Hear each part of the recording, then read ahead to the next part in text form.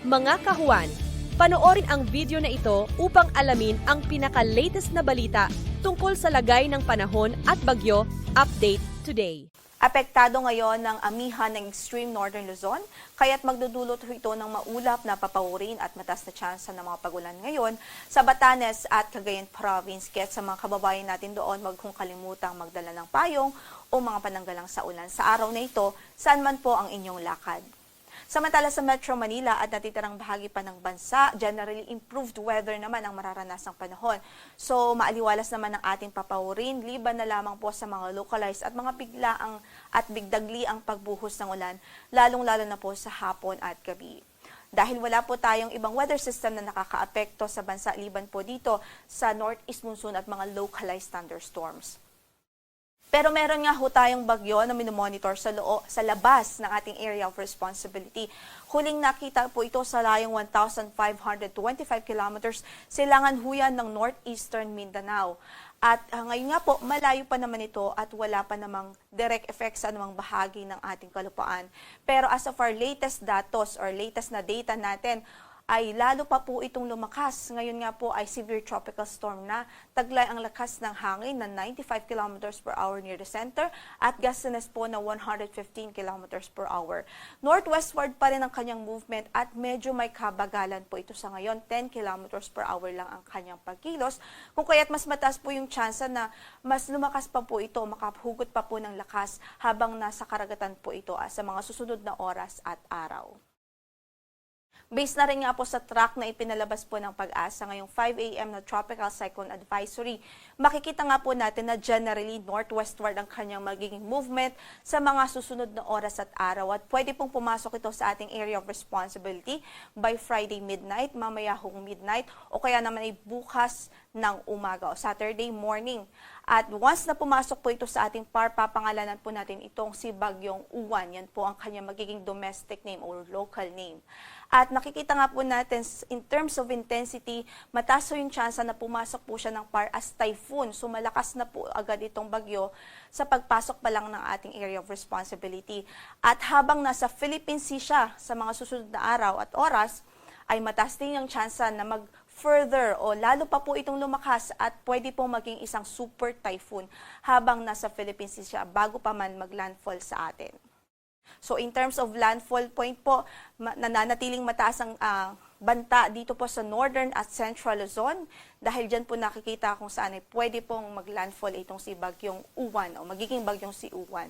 Pero kailangan po nating alalahanin na as long as nakapaloob po ang inyong lugar sa tinatawag po nating probability cone, ay ibig sabihin posible pa rin hong dumaan sa inyo ang sentro mismo ng magiging Bagyong si Uwan. At bukod dyan, kailangan din po nating alalahanin na hindi po tayo pwede na mag-focus lamang sa landfall point dahil kung makikita nga po natin, napakalawak ng diametro nitong bagyo. Yung kanyang radius nag-extend po up to 400 kilometers from the center. So kung ipoproject po natin ito habang lumalapit sa ating landmass, halos buong Luzon at malaking bahagi ng Visayas ang apektado nitong bagyo. So expect po natin, meron tayong itataas na mga signal sa halos buong Luzon at malaking bahagi ng Visayas sa mga susunod na araw. At magtataas po tayo ng signal as early as mamaya o kaya naman ay bukas ng umaga sa eastern section ho ng Luzon at eastern section ng Visayas. Kaya't patuloy tayong mag-antabay sa magiging updates ng Pag-asa, matinding paghahanda ang ating iminumungkahi sa ating mga kababayan, lalong-lalo na sa magiging maapektuhan ng mga lugar. So again, patuloy po natin paalala sa ating mga kababayan tungkol nga po dito sa bagyong si Fungwong na magiging si Bagyong Uwan pagpasok ng ating area of responsibility. Yung tropical cyclone signal number 1 ay pwede na pong itaas sa eastern portion ng Luzon at eastern Visayas as early as this evening or tomorrow morning. At based po sa intensity forecast, the highest signal na pwede po nating itaas kung maging super typhoon po ito bago maglandfall ay signal number 5 o tropical cyclone wind signal number 5. Ang onset naman o ang umpisa ng mga heavy rains ay posible po Sunday early morning dito po sa Visayas, Eastern Visayas particular, at maging sa Bicol region, posible na pong maranasan ang mga pag-ulan na dulot nga po ng bagyong ito. Bukod dyan ay pwede na rin po nilang maranasan ang mga pagbugso ng hangin na dala nga din po nitong bagyong magiging si Bagyong Uwan.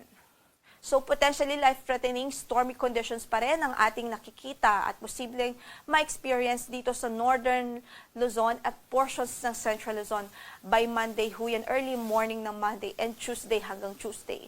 So matinding pag-iingat at paghahanda po ang ating advice sa ating mga kababayan sa malaking bahagi ng Luzon at maging ilang bahagi ng Visayas.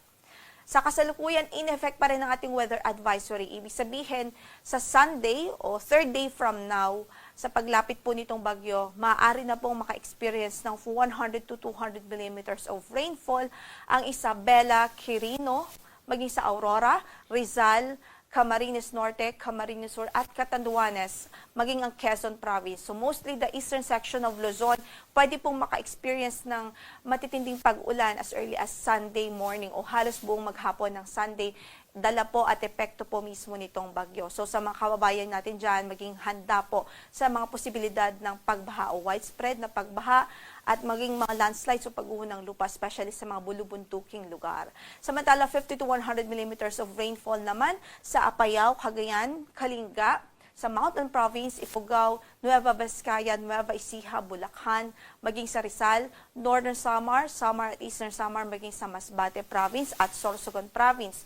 Dulot din ng bagyong ito na papasok po sa ating area of responsibility. So again, maghanda po tayo at maging vigilant po tayo sa mga posibilidad ho na hazard na dala po nitong malakas na bagyo. Mga posibilidad ho na hazard na dala po nitong malakas na bagyo. Sa ngayon ay wala po tayong gale warning na nakataas sa bahagi ng ating mga baybaying dagat. Moderate to rough naman o katamtaman hanggang sa maalon ng kondisyon na karagatan na inaasahan sa northern and eastern sections ng Luzon at sa eastern section ng Visayas.